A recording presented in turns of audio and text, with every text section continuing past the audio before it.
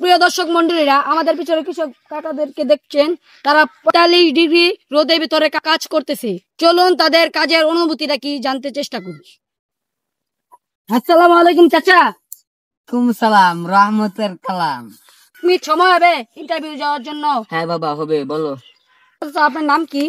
মোহাম্মদ আরাফাত। চাচা, কেমন আছেন আপনি? আলহামদুলিল্লাহ বাবা, ভালো আছি। তো রোদের ভিতরে কাজ করতেছেন, আপনার কি কোনো কষ্ট হয় না? কি বলবো বাবা, গরিব মানুষ, পেটের দায়ে করতে হয় এই রোদ্রের মধ্যে। তাও ঠিক আছে, কিন্তু এই লিগা রোদের ভিতরে কাজ করতেছেন, আপনার বয়স কত হবে চাচা? এই 90+ হবে বাবা। আচ্ছা, আপনার কি কোনো ছেলে মেয়ে নাই? আছে, 2টি ছেলে 2টি মেয়ে আছে। তারা কাজ করে না খেতে? করে তো কতক্ষণ আগে করে গেছেন। চাচা, আপনার বাড়িতে যান গা। না, জামুক, হাতের কামটা সাইরা যাই। তা আপনার সাথে কে? এটা আমার ভাই। ওখানকার পোলাপন হয়েছে ডিজিটাল, এই খেতে খামারে কাম করবে, এই জন্য আমি আমার ভাই কাজ করছি। চাচা, একটু কথা বলা যাবে? হ্যাঁ, বলা যাবে অবশ্যই।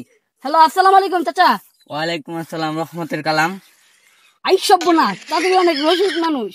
আপনারা যে অত কষ্ট করে রোয়া লাগাচ্ছেন, আপনারা ধান কেমন পান?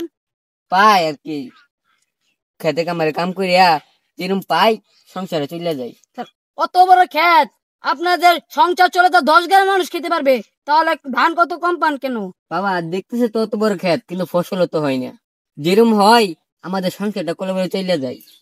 আপনাদের সাথে সাথে অনেক কথা বলে ভালো লাগলো। পরবর্তীতে সাথে আবার দেখা হবে। এখন রইলাম।